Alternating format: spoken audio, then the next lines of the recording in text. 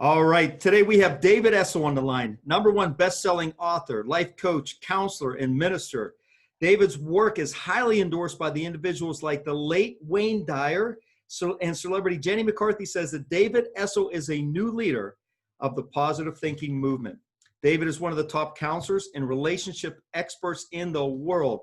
We are going to dive deep into being happy, being successful, and this whole positive thinking movement, and we're going to break barriers to make you super successful. So David, welcome to the show. I am so excited to have you on. Tell us a little bit about yourself, your background, married, kids, what do you like to do for fun, and what gets you up in the morning? Aaron, well, we'll start off with the simple stuff. You know, I'm single. I've helped raise 4 children over the years. It's probably one of the greatest things that anyone can experience. I was a horrendous father in 1980. I became a great one in 1995 or 96. You know, it took a lot of years to learn how to be a good dad, a good father. So, I'm proud of that part of my existence. I was started off in the world of sports psychology, health, and fitness. And that's 40 years ago, Aaron, that we've been in business now. And for the first 10 years, from 1980 to 1990, it was only health and fitness, sports psychology. I played basketball at Syracuse University for a couple of years, so I was very drawn to helping athletes, both with their mind and their techniques. And then I moved into tennis, we moved into golf, and all I did with them, bodybuilders, and all I did with those guys and women was the brain, you know, helping them overcome defeat, insecurity, loss. And I loved it. But at the end of 10 years, I'm a guy that can get bored pretty darn quickly. When I was raised, we didn't have tests for ADD. But when I remember my freshman year in college, I went into the student union to talk to a counselor about something that was stressing me out. And she said, "Have you ever been tested?" And I said, "For what?" She said, "For obviously what you are." And I said, "I have no idea what you're talking about." And she said, "A lot of your stress is your ADD." And, you know, Aaron, at that time, we could have went on medication. I chose not to. But here's the thing, the reason I'm telling the story. At the end of 10 years of working in a fairly narrow mind or field, in my opinion, for me anyway, I needed to break out. I was burning out big time. And the burnout was leading to really horrendous addiction. And anyone who's burning out in your career, some of the signs you'll look at is insomnia, anxiety, a change in your attitude, irritability, or an uptick in addictions to food, nicotine, alcohol. In 1990, it was all going through the roof. I was out of control as an addict. And I realized that part of that reason was because I need a lot more stimulation than one field could offer. So in 1990, now, you know, there are some people that can stay straight and narrow and they're a fireman their whole life and they love it. And that's great. And then there's the rest of us that really do need a lot of stimulation and changing. So Aaron, in 1990, I started working with couples with their relationships. I started working with people on their spiritual path to help deepen it, shatter addictions. My whole world changed in 1990 in regards to career. I got my first national radio show with Westwood One. I've been doing radio now for 30 years. And it just sort of all exploded, you know, and today I look at, you know, how you introduced me. I'm, you know, an author, a counselor, a coach, a minister, and every one of those areas of life I thoroughly enjoy. To answer your last question of what gets me up in the morning, you know, that's a great one. And I'll tell you, it's my God work. You know, first thing in the morning, it's all about my spiritual path and, you know, being grateful for what I have, I talk to God like I'm talking to you. You know, I go, "Hey, God, this is challenging me. You know, I don't know what to do with this. Any ideas?" You know, I have this very fun conversation. And then I thank God profusely, you know, because I have so many blessings. I have just as many challenges as anyone else, but I've got so many blessings. And then, Aaron, I go into prayer for people, you know, people I know, people I don't know. I pray for people that don't like me. I mean, there's a lot of people that don't like me and they are not willing, they're not shy. You know, they're not shy about sending me emails or posts on social media that they don't like me. I pray for them, you know, and that's really the beginning of my day. And I tell everyone the same thing. How you start your day will become the most important thing for your success down the road. You know, too many people, Aaron, get up and they're on social media, Facebook, Instagram, Twitter. Very first thing, you know, they're looking for that dopamine rush. They're looking for that excitement, you know, who liked my post, who commented. It's all about being an addict to social media, quite honestly. Right. Other people get up and they've got to have the news on, which is another addiction. Other people get up and they have to know the weather, another addiction. Other people get up and they have to know the stocks, another addiction. And what we share with people is that if you want a really brilliant life, you got to start off in a brilliant way. And all those last things I just mentioned, Aaron, pull us away from ourselves. You know, if you're jumping up and you're immediately looking for that adrenaline, that you know, which is what we are when we're looking at stocks and news. Oh my God, the news? Are you kidding me? Get rid of it. Don't watch it. Don't listen to it. Don't read about it. It's all a bunch of crap. You know, so that's my opinion on the news. If you didn't know what my opinion on the news was, Aaron. I love it. And, you know, everything you say, I resonate with. And I'm the ADHD type. And I'm glad you said that you like to be diverse, because sometimes I start to get diverse and I think, wait, stay focused. But I love challenges and I love keeping active, and it's just how my mind works. So right. I'm the same way. They would have put me on drugs way back when. I think my mother said the same thing. And yeah. I thank God every day that I wasn't, because I use my ADHD, and I see you as well with everything you've done. You use it to stay active and achieve things.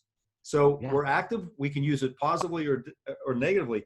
You know, when you said about the addictions, this is interesting. When you said you need to get up in the morning, I start my day the same way you do.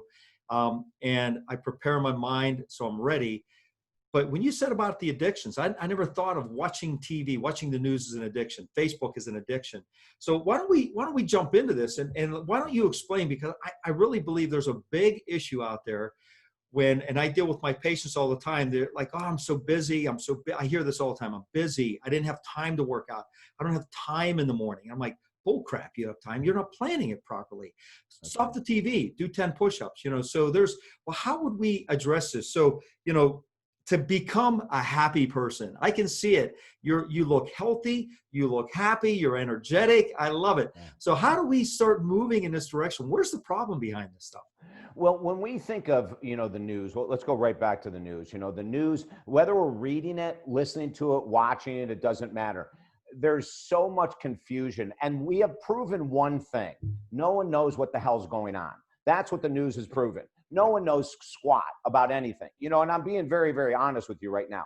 So when you get up in the morning, and it is an addiction. So let me define an addiction so everyone knows what an addiction is. Good. An addiction is a return to any thought, any person, any substance, or any behavior that is not life enhancing, that is not positive in nature. So that's the definition. And we've been working in the world of addiction for 30 years. You know, I'm a former alcoholic, cocaine addict. I'm a former codependent addict with love relationships. So, you know, God gave me a great place to practice my work. And he said, first, we're going to work on you. Right. But, you know, so an addiction is a return to any thought, substance, person, or behavior that is unhealthy or not positive producing. So when you get up in the morning, Aaron, and you subconsciously got to see, what did Trump say? What did his adversaries say? That's an addiction, because there's nothing beneficial about that crap. You know, if there was something, if we had people in this country that were actually life enhancing for the world, you know, I would say get up in the morning and listen to whoever the president is and their most positive message that they give every day at 7 a.m. We don't have that. Right. So what we have to do is we've got to eliminate the crap. When we look at an addiction to behavior, you know, an addiction to behavior would be to get up and hit the television button. That's a behavioral addiction. It's also a thought addiction. It's like, what did I miss? I'm missing something. If you notice what I'm saying, Aaron, is that a lot of our addictions are created because they give us either a dopamine rush, a dopamine hit in the brain, or an adrenaline rush. So what we're doing is we're creating this chaos and drama-driven life. And most people that create a chaos and drama-driven life are the first people that say, I don't do drama, David. And when someone tells me they don't do drama, I know they do drama. Like, that's the sign of someone who does drama. They come out with this proclamation that I don't do drama. So what we say is, now let's slow it down. You're going to go through withdrawal. When you get up and you have to watch the stocks, you have to watch the news, you have to look at Facebook, Instagram, you have an addiction. You're an addict. Now, if you want to justify it away, which most of us addicts do, addicts are great at justifying. No, I just have to catch up for the first 5 minutes. You know, I just have to see blah, blah, blah. Whatever you want to justify, justify. If you want to change your life and find happiness, follow what Aaron and I are talking about. So the first thing in the morning is I say, do not touch anything electric for 1 hour. No news, no radio, no television, no crap at all, Aaron, for the first hour that you're awake. That first hour should, in my opinion, should be based on prayer, meditation, journaling the things that are going great, journaling the things that suck. And we can talk about why later on. But, you know, it's really, and then reading something inspirational, you know, having a book filled with inspirational quotes or stories, you know, like this is how I believe the first 60 minutes of everyone's day should be. Now you have kids, or you have a partner that loves to have Fox News on or CNN or some other insane, they're all insane to me. But, you know, you're going to have to negotiate. Buy them earplugs, you know, or you know, they're not earplugs. What do you call those things? Just like a headset. Like a headset, yeah, you know, or so that they can hear the TV, but you can't. Yeah. That's a great solution. If they want to, you know, keep their mind filled with sewage, you don't have control over that, but you do have control about your mind. And that's why I think the first thing in the morning. Now, I believe affirmations and positive thinking and everything is powerful, but I also have proven over the years that it's only going to account for about 20% of someone's success. So in our book, which, you know, you talked about Jenny McCarthy, I'll tell you, we wrote a book 5 years ago, and it really is one of the Bibles of our work. And when I published the book, I have a team of 10. And 9 of the 10 people that work with me said, David, this is either going to throw your career through the roof or you're going to be working in a convenience store. There's no other option. You know, you are going to either fall on your face or you're going to escalate. So we sent the book to Jenny McCarthy, my publicist did, TJ Torriello. And at first, Jenny didn't want to have anything to do with it because the title was Positive Thinking Will Never Change Your Life, but this book will. The subtitle is The Myth of Positive Thinking, the Reality of Success. So TJ finally said, listen, even if you don't agree with him, he's got great energy. He's going to be an awesome guest. Just have him on. So we go in and there's Jenny and she's so welcoming and so gorgeous and she's smart as heck and she's funnier than hell. And Aaron, honestly, she is one of the top radio interviewers in the world. And I've been on everyone's show. She is phenomenal. She's well-read. She's researched. She's prepared. Trust me. So we get done with the niceties and she goes, okay, gang, I got to level with you. The guy that I'm going to interview right now, David Essel, wrote a book and I'm not sold at all that his principles are accurate.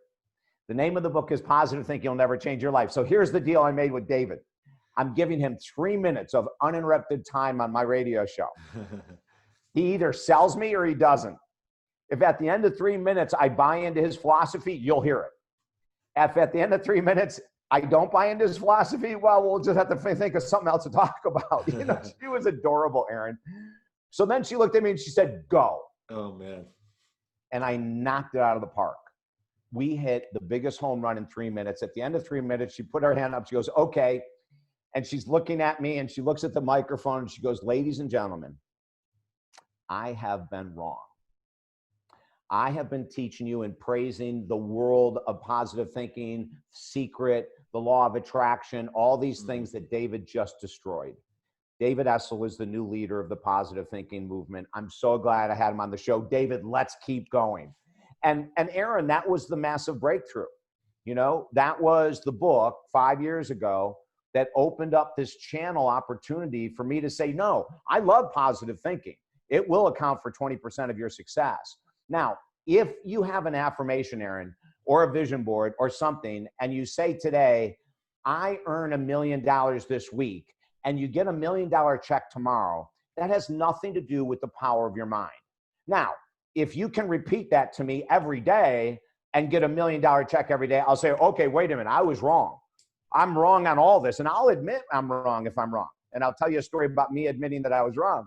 But you know, like if someone can say to me, if they can repeat it and repeat it, then it's a law. See, the law of attraction is a bunch of crap because it can't be repeated. You know, you have these people that are out there still selling nonsense programs, Aaron, and I have a right to stand on my soapbox right now, and I'll tell you why. From 1980 until 1996, I taught this nonsense. I know it like the back of my hand. I went all over the world speaking to groups as large as 5,000 people in the 17, 16-year period. And I would say, whatever you believe you can achieve, and put positive thoughts out into the world, and they must return in kind. And it's all a bunch of crap. Mm. There's no guarantee. You can be the most positive person in the world and get hit by cancer. You can be the most positive person in the world and get shot accidentally and killed. You know, so let's throw this out there and just say the reality of life is that I've never met a bodybuilder, a buddy of mine, Rich Gaspari. Rich Gaspari used to compete against Arnold Schwarzenegger and all these different guys. He's 5'5" or 5'6". They told him he would never be a professional bodybuilder. He's still in his 60s on the covers of magazines, Aaron, looking incredible. So when I interview people like that, I go, hey, did you get that body via an affirmation by chance? Or was it a vision board? Did you put a physique of Arnold up there and then it just appeared? And then you know what the answer is. When I interview surgeons, I go, did you affirm your way to brain surgery? Like, is that how you got there? You know, when I talk about people that write books, did you affirm the book and it just appeared? Or did you actually have to write it? And maybe did you happen to get rejected 20 times like I did? You know, like, so we want people to be positive and focused, but we want to throw the malarkey out that whatever you put out into the universe is going to come back in kind. And let me make one final comment. There's one of my friends who I believe is one of the smartest guys in the world, Dr. Eldon Taylor, regarding the workings of the mind. He wrote the foreword to my book, Positive Thinking Will Never Change Your Life. And in the foreword, he says some of the most brilliant things. He said, let's be thankful that every thought that you have doesn't turn into reality. Because think of the times that you wished your mother was dead when you were 10 years old because she was making you eat spinach. Or think about the time, you know, like the thoughts that you had about your ex-wife or ex-husband, how you wanted them to suffer incredibly. And let's pray to God they didn't. But see, and here we go back again to this nonsense of the law of attraction. If it works positively in getting you money, which is mainly what they talk about, then it must also work negatively regarding what your thoughts are. It just doesn't work one way. Like nothing has a yin without a yang. Everything has an opposite. So you can tell I have a little bit of passion about this topic, Aaron, because I see too many people, and you mentioned this earlier, they get sucked into the vortex about the law of attraction, which is all about instant gratification. It's about not doing any freaking work at all. You know, they get sucked into it, and then one of two things happen. Either they get so dismayed by the fact that they're not making $1 million, they don't have a size 6 body, they haven't found their soulmate, all the things that they were promised if they did the law of attraction correctly. So they either drop everything, gain 30 pounds and say, screw it, and just don't take care of themselves, right? Or they get super frustrated with the fact this isn't working and they finally jump off the ledge and try to do work instead of fantastical thinking. I love it. I'll tell you, this is, I'm really excited about this. And when I think of thought, I think people get trapped with this, that if they're negative or if they're thinking bad things, they're trying to be positive, they're trying to put up a vision board and do these affirmations. They do them a little bit, because I'll do the same thing. I'm not real big into affirmations. I just keep feeding my mind, but I keep acting. I just write goals and I keep going after them. And I get frustrated in the way I think, man, I got to have a better affirmation day. And then I battle myself and say, stop it. That's stupid. So I have my own battles. But I think a lot of people get trapped with this, that if they're not thinking positive, that's what's holding them back. So they stop their action, or that stifles their action because they feel like they have to get their thought process first. And so how obviously a positive attitude is better than a negative. I would hope, I would think. Yeah. It drives me nuts when my patients come in and they say, I'm feeling horrible. I'm not good. I'm like, stop it. You're okay. You're good. They ask me, how you doing? I'm fantastic. I say it all day long. And as I say it, I start to believe it.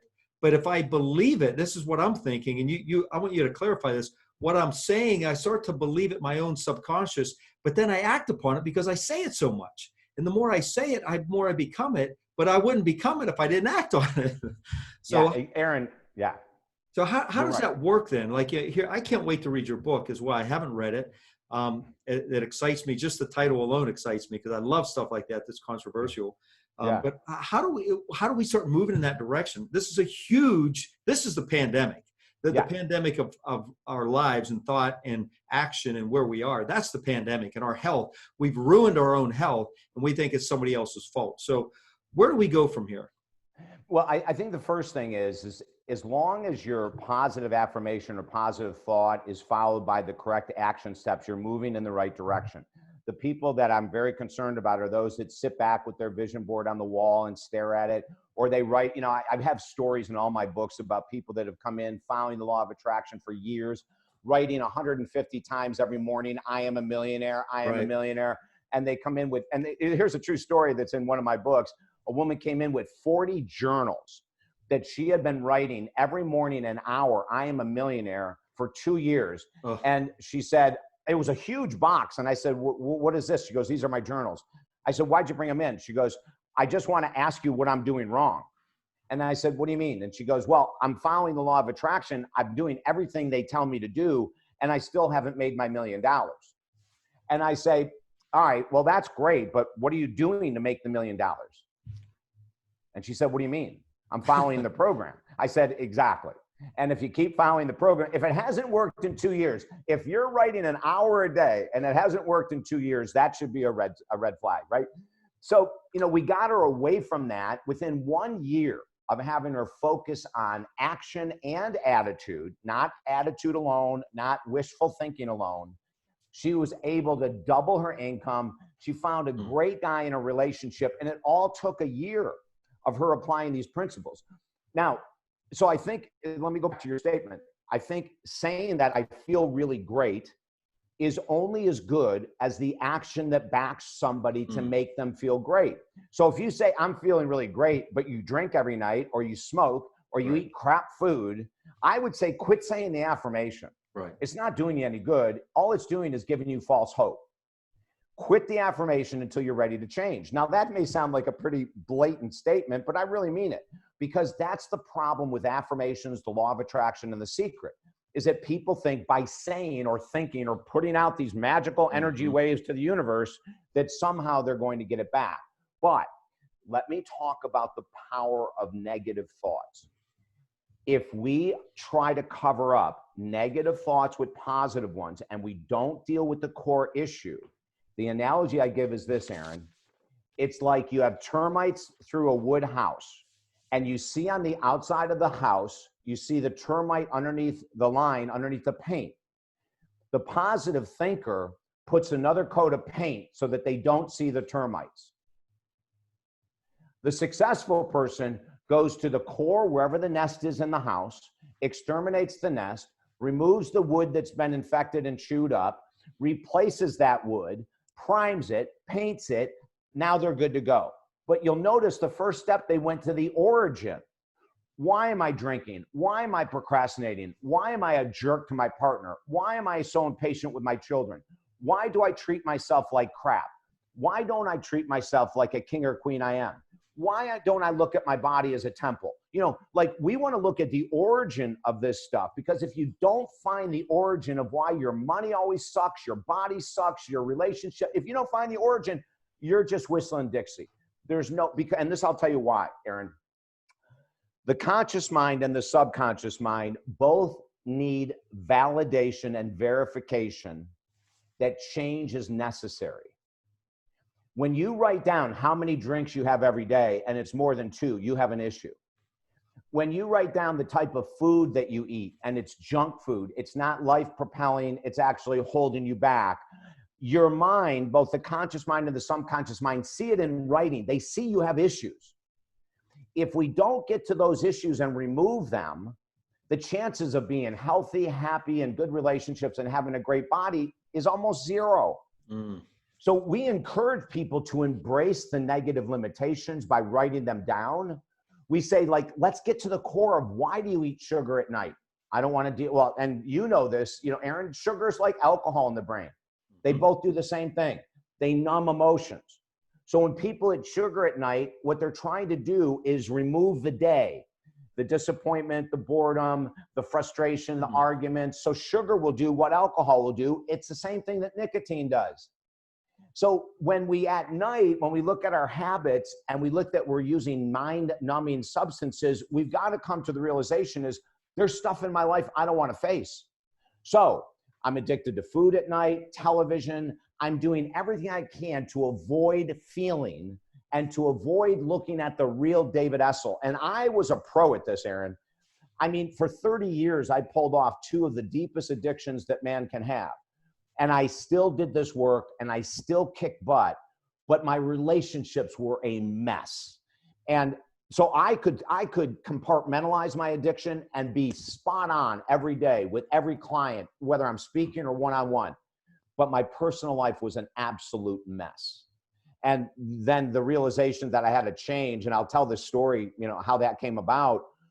That realization that I really had to attack these addictions came during an interview with one of my favorite people in the world who's passed away now. He was the founder of Transcendental Meditation. His name is Maharishi Mahesh Yogi. And he literally turned me around in a 1-hour interview. It was unbelievable. He helped me erase belief systems that were erroneous, and he helped me put in new belief systems that were accurate. And I'm forever in debt to him. And most of us should be looking for teachers like this. He happened to fall into my lap, but they're all over the world. And if we're struggling, the other thing I want to mention before I shut up, Aaron, as you can tell, I'd love to talk. I love it. The other thing I want to mention is that, you have to be in a place with a 10% desire to change if you want to change. You don't need more than 10%. All you need is to have a 10% desire to lose the weight, quit drinking, quit smoking, quit doing the drugs, quit arguing, quit being righteous, quit being addicted to television, the media, the politics, whatever. You only need 10% of a desire to change. But then the second part of the equation is crucial. You need an accountability partner, a counselor, therapist, coach, personal trainer, chiropractor, whatever it is. You will never make huge changes on your own. If you could have, you already would have. That's interesting because, and I was telling you this before, that I had a chiropractic friend. I'm 54. I'm still running my business. I have a farm. I still play active rugby. I work out. I have 5 kids. We have 3 grandkids. My life is busy, but it's controlled. I like it that way. And he said, how do you keep going? It was another chiropractor. He goes, how do you keep going? What does it? And as I was going through, like, how I can keep doing this, there were 2 things that came. Is I don't have a safety net. So I don't have something behind me and say, well, and this is like, I don't have government supporting me. I don't have checks in the mail coming that if I want to eat, I have to work. And I don't have a family inheritance. So I have to work. But I love what I do. And then because, and I said, I do this, I did this kind of out of a, I don't know why I did it, just to encourage people, but I trapped myself in a good way. I kept announcing that I work out all the time. I lift weights. I stay in good shape. I still play rugby. So I would try to encourage my patients when they would say, I just don't have much time to work out, or I'm too old, my knees hurt. I said, listen, I'm 54, you're 30. I'm still playing rugby, and I'm playing with guys that are 20, 30, there's not to be 40-year-olds, 20 and 30-year-olds. And I said, if I can do that, you can at least get out for 10 minutes and walk. So I use it as a platform to say, well, if I can do it, then you can at least do something. So I've said it long enough. I've ran my mouth long enough. You probably understand this. I ran my mouth long enough that I put myself in a corner. I'm like, I can't get out of this now. I told my son, there was a game I played at 50. I said, if I get to 50, that'd be good. Well, I had the greatest game of the season. I scored 24 points. It was just amazing. And he goes, what do you think, Dad? I said, I think I'm going to play to 60. And soon as I said that, came out of my lips, it was like I told it to the universe. I'm like, oh crap! I just announced so I'm 54. I got 6 more years. I think I can do it. But you can do it.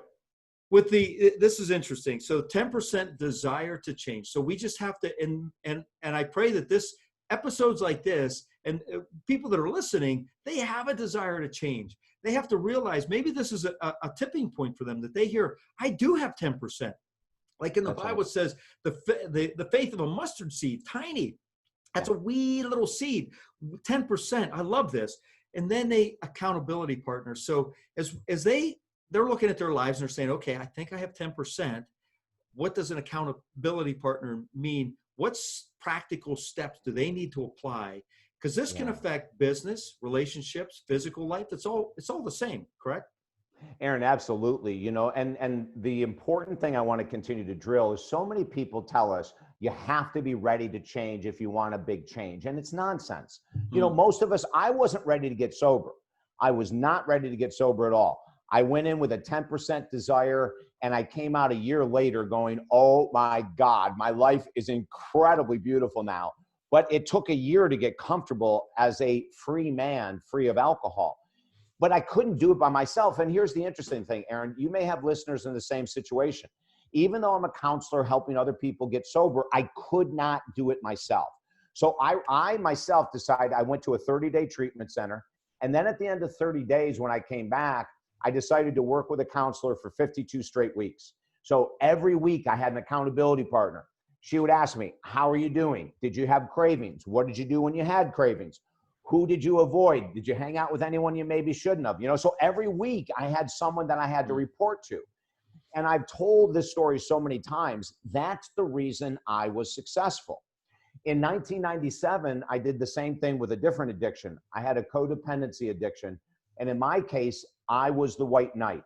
I looked for women that needed to be saved, rescued financially. Maybe they had exes that were jerks and I was the savior. Maybe they really didn't know how to raise kids and I had experience raising kids. So they loved having me around as a second dad, that type of thing.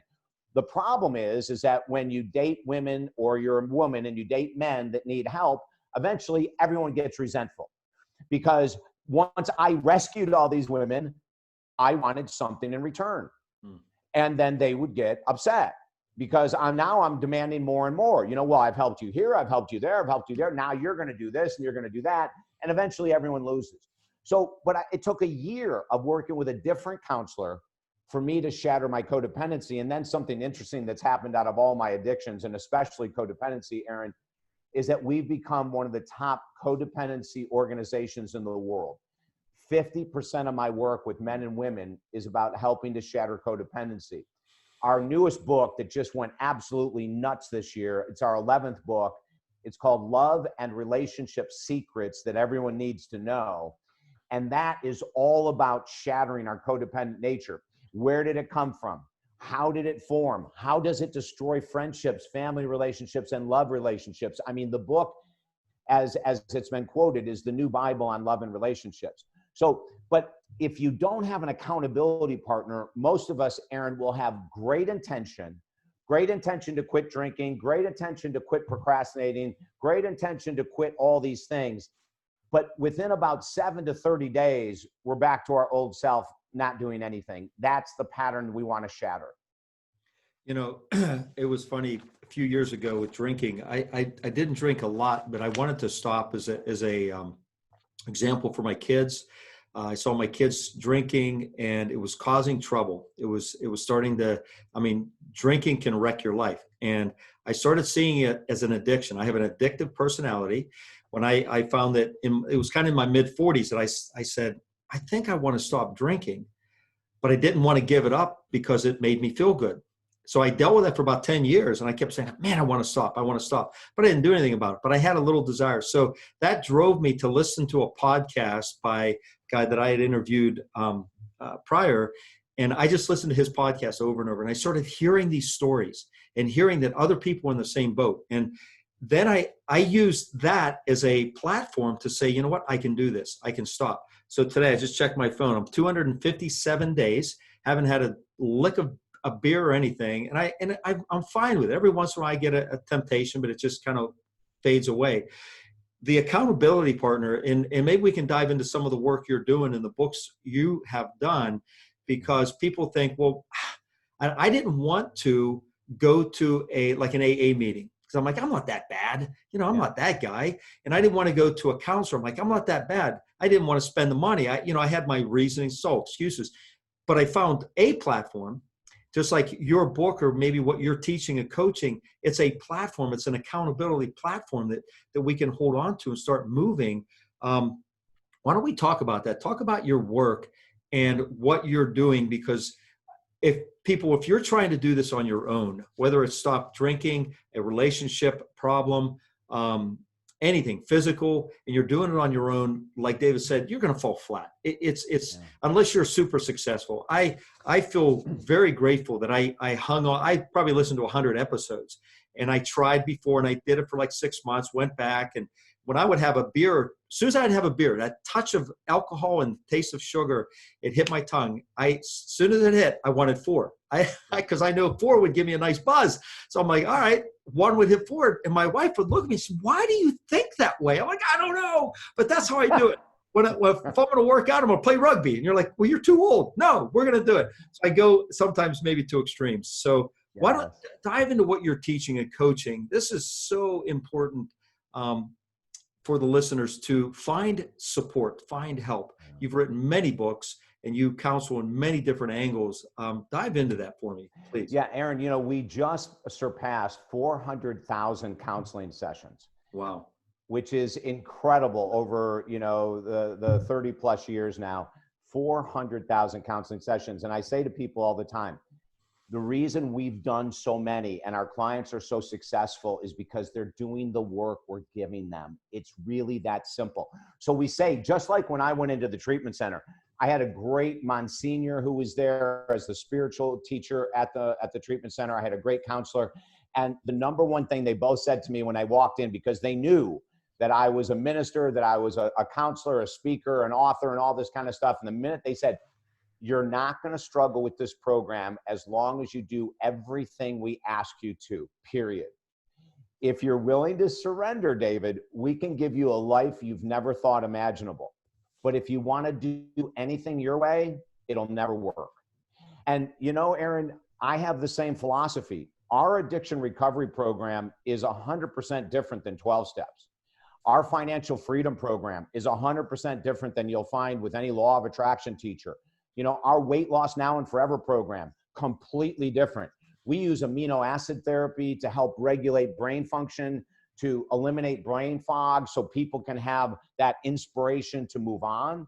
We hold them accountable. They have homework to do on a daily basis. And then we work with them once a week. Now, the minimal I work with someone is 8 weeks. So we have a 30-minute introductory session, and someone can call me for one session, do 30 minutes, and then they can decide if they want to work. But if they want to work, they're going to sign up for 8 straight weeks. And the reason we say that is there's no benefit to hiring a personal trainer to work you out on the days you feel fat only. It's like you hire a trainer, you go, oh, Monday, I feel like fat. And you go in and you work out and the trainer goes, how do you feel? And you go, oh, I feel great. You know what? When I feel like this again, I'm going to call you. Well, there's going to be no permanent change. So what we say to clients is there's a lot of counselors out there that'll work with you whenever you want to work. We don't believe in that because you're not going to get the benefits you want and we're not going to get a referral from you because you're not getting benefits.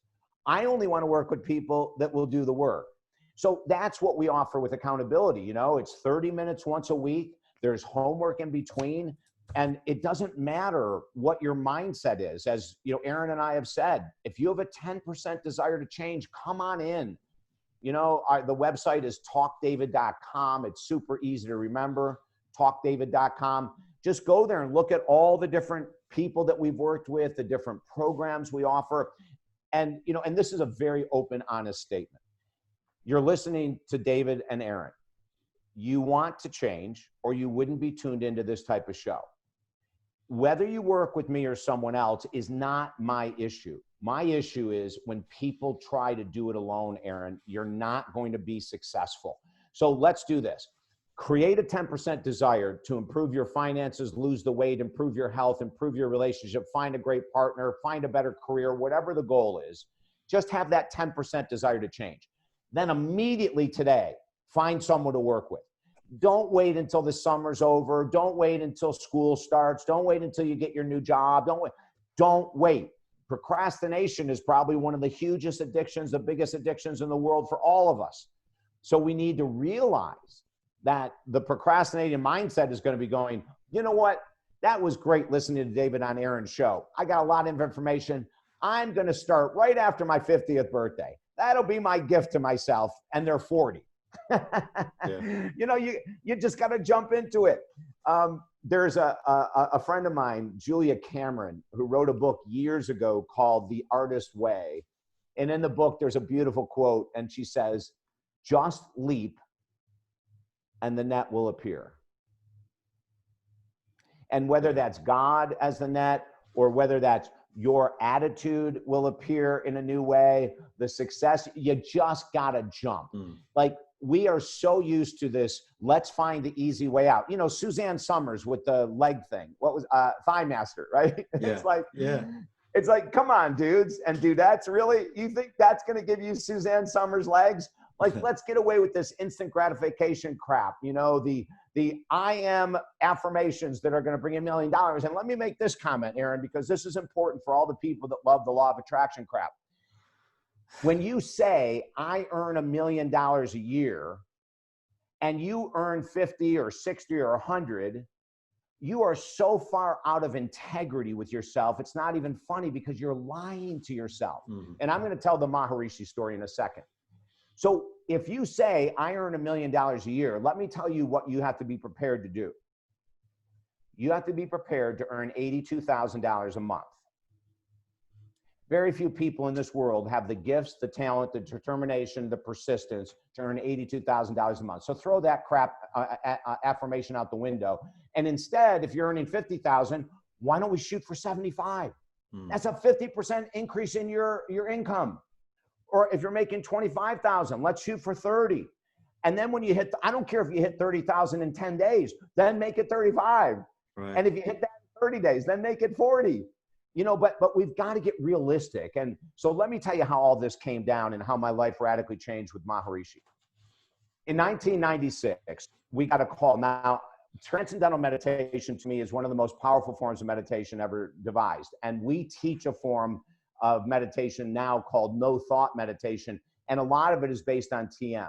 So in 1987, I went through this intensive TM training, transcendental meditation training, and I loved it. 1996, on my radio show with Westwood One, we get a call from Maharishi Mahesh Yogi, who said he wanted to celebrate the 40th anniversary of transcendental meditation, which had been studied incredibly intensely by our own US government, and to really high marks. So he had the 40th anniversary, and the only media outlet in the US he wanted to celebrate it on was David Essel Alive, my radio show. We freaked out, Aaron. We couldn't believe it. He could have been on Larry King, Howard Stern. He could have been on anyone's, Jay Leno. He could have been on anyone's show, and he chose us. He chose us. So I'm so excited. We get him on the show. If you remember the Addams Family, he looked just like Cousin It. Tiny little Indian guy, gray hair down below his butt. And he had the cutest accent. So I'm asking him questions like, what's the purpose of life? Why are we here? He's going so deep that I had to keep stopping and going, Maharishi, can you give me an example? Like, you're talking so far over my head. You know, he was great.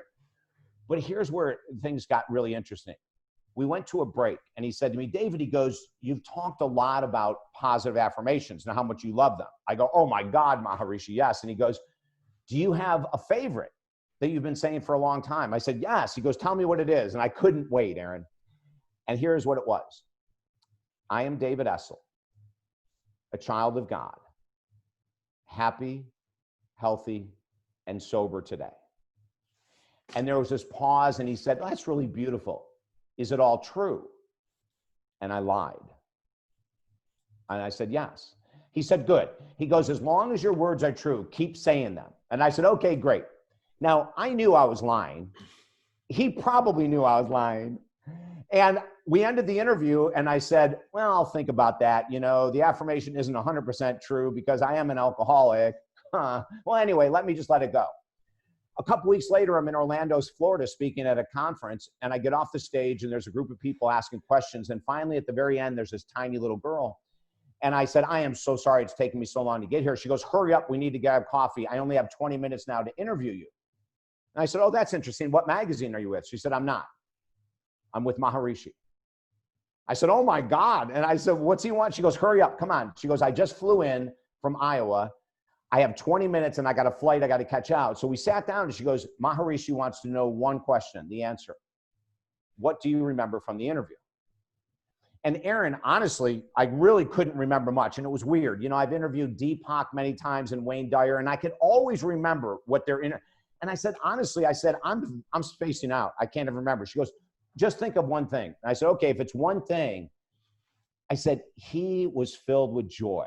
I said, every time I asked him a question, he giggled, he laughed. It was like interviewing a little kid with the brain of a master. And she said, okay, I'm going to tell you something that you're probably not going to want to hear. But David, down the road at some point, it'll make sense to you. The reason that you remember Maharishi's joy is because you don't have any. And I looked at her and I said, what the hell are you talking about? And she said, I know it's going to be hard for you to understand this, but I've been with Maharishi 36 out of 40 years. I was with him when the Beatles took TM all over the world, promoted the pants off it. And she said, and we'll be sitting and listening to Maharishi speak, and 6 of us will get up at the end, the core of his group, and everyone will remember something different. And what we figured out is you only remember that which is missing from your life. So Aaron, I was totally against. I said, listen, I think that's nonsense. I live on the beach. I drive this car. I host this show, blah, blah, blah. I love Maharishi, but I go, I don't know about you. So I said, I don't think there's anything else to talk about. She goes, no, there isn't. She goes, but sometime down the road, this will make sense. A couple weeks later, Tuesday afternoon, 1996, 2:30, I come out of another 4-day cocaine alcohol binge. Now, I had the money to afford any amount of partying I could do. I could take time off at any time I wanted and go away and just obliterate myself. And that day, I got up, I looked in the mirror, and I said, David Essel, there's 2 major issues here. Number 1, you have no joy. And number 2, your teachings about affirmations are a bunch of crap. You've been saying that affirmation for 17 years. It's never come true. And Aaron, that was one of the biggest turning points in my life. And that's where in 1996, we threw out the law of attraction. We threw out that affirmations are going to bring you greatness. And we say, still use them, still use your positive thinking, use your affirmations, but then go do the freaking work. And so that was probably one of the biggest life changers, you know, and I ended up getting sober. My life radically changed. And then, you know, a year later, I went through the complete training with codependency to shatter that addiction. And, you know, life has been radically different since that time.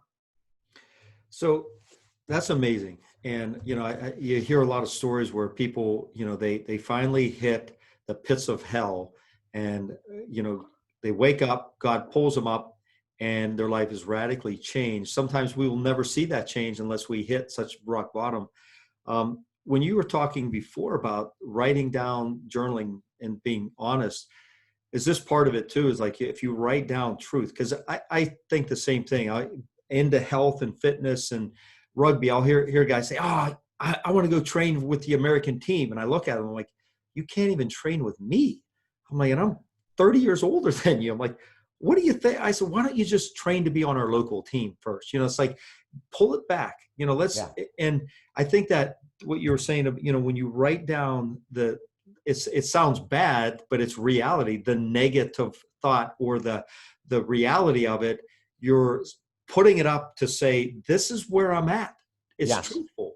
And if I'm hearing you correctly, when we do write that, we're not becoming that. We're just announcing it to ourselves and our subconscious and our conscious to say, this is where I'm at. This is reality. I don't have a job. I don't have an education. I can say I'm a millionaire. You don't have a job. You know, stop it. And if we identify it, it gives us a platform to maybe eases our mind to say, you know what, you're being honest. Now, what are you going to do about it? I love that. That's Aaron, you're 100% correct. And we say that when you write about things that you're doing that are inappropriate, the amount you eat, the amount you drink, the amount you smoke, how much social media you watch, you know, we have people that we have them timed. You know, they only have so many minutes a day on social media. We have other people where they can only be on social media Friday at 7 p.m. until Sunday at 7 p.m. because their whole world was wrapped around this nonsense, right? So what we say to people is that let's get reality. Don't tell me you had a couple drinks. I want to know exactly how many. Don't tell me you spent some time on Facebook. So we have people charting everything, Aaron. So you look at the reality. You know, a number of years ago, a young girl contacted me and said, hey, I've got to ask you to help me quit smoking. And I said, sure. She goes, my boyfriend hates it. He told me he's going to leave me if I don't quit, and I don't want to lose him for anything. I said, sure. I said, how many cigarettes are you smoking a day? She said, 7. I said, okay, not a problem. We can work through this, but this is what we need to do. For the next 7 days, I want you to record every cigarette you smoke. I don't care if you smoke a third, a half, a full, doesn't matter to me. Every time you light up, you record it. So she comes in the next week. She's got 3 days outlined out, and I'm looking at it, and I'm going, that's a lot more than 7. That's a lot. I said, how many does this equal up to? She goes, 22 cigarettes a day. And I said, and you mentioned 7. She said, yes. I had no idea. And I said, well, how come there isn't anything written after the first 3 days? She goes, because I don't want to see it. And I said, you know what this is going to mean to your relationship? She goes, yeah, he's leaving. And you're not willing to change. She said, I can't, which was a misnomer. It was, I don't want to. Right. I would rather have my addiction than have him. That's the truth of the situation. So when we write things down, it becomes real. You know, when we write things down, now we can deal with it.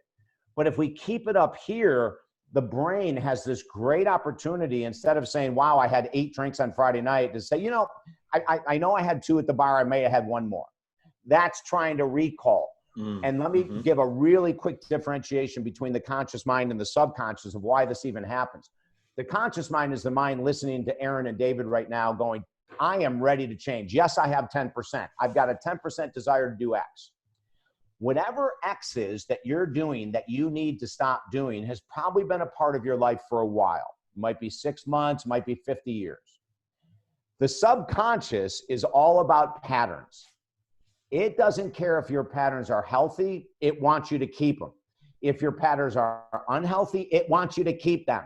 It cannot differentiate, Aaron, between healthy habits and unhealthy habits. So when you consciously say, and you've drank more than you should on a regular basis for a couple of years, I'm going to stop at 2, and you have 6, the reason why is because your subconscious is in charge. Your conscious mind doesn't have a chance until you get into a program of accountability to turn that subconscious mind into an ally. Now, when I look at going to, you know, I still minister weddings, I minister funerals, I still do sermons at churches. When I think of that mindset, the mindset of powerful, giving great messages, if that is backed by me having negative habits, my message is not going to hit everyone at the strength it needs to. There's going to be some people that are going, I don't know what, I like him. He's got a lot of energy, but I don't know about this. Right. When we remove those negative habits, Aaron, we become clean. And over time, that subconscious mind becomes our ally. When I quit drinking, it was a year of hard work. Now, it's been years ago, and it's freaking effortless. I can go and do weddings, funerals. I can go to parties. I never have a desire to drink. If someone said to me, well, you know, you're still an alcoholic, I'll say BS. That statement that once an alcoholic, always an alcoholic, that's a bunch of nonsense. That's created by organizations that want you to be codependent.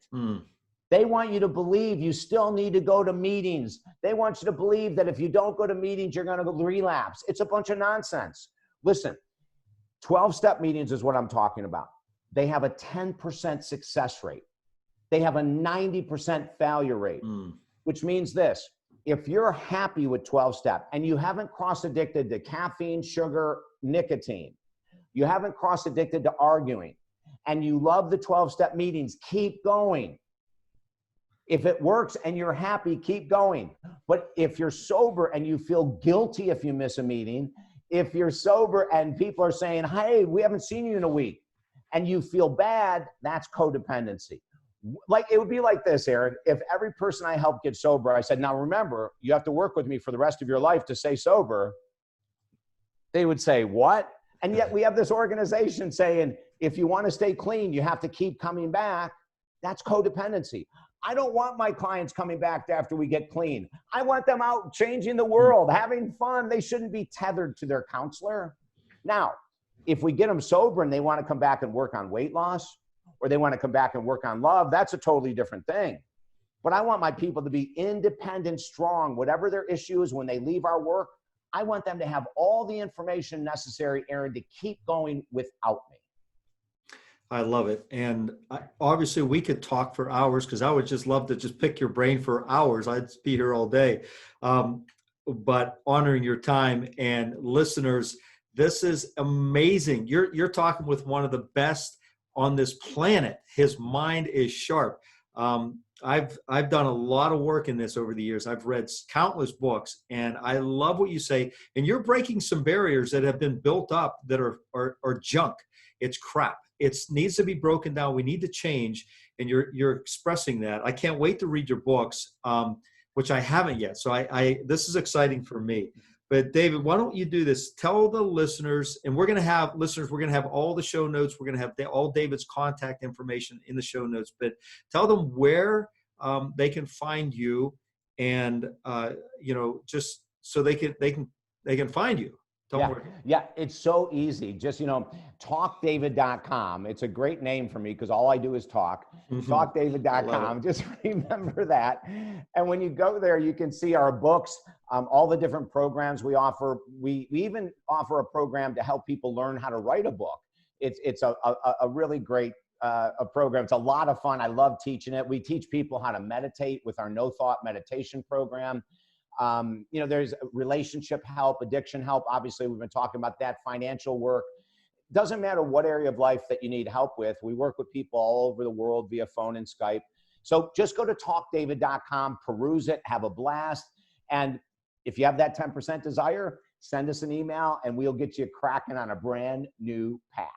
I love it. And, when you were talking about that step of start now, you have 10%, start now, find something and start today. I say that all the time. And I say, look, playing rugby, I don't think about playing rugby. I just do it.